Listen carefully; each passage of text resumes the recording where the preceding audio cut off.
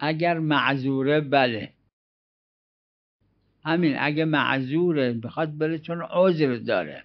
یه وقت نه همینجوری دل بخواهی نه معلوم نی.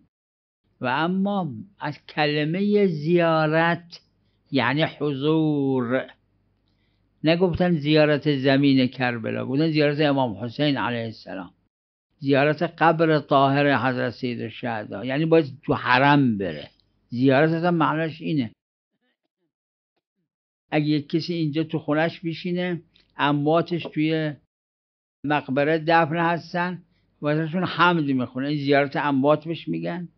کلمه زیارت یعنی حضور.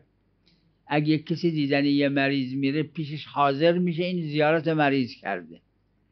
زیارت اینه. فقط در معصومین علیهم السلام استثناءً زیارت من بعید زیارت حساب شده به خاطر ادله، اگر زیارت اسمش نیست. زیارت یعنی حضور.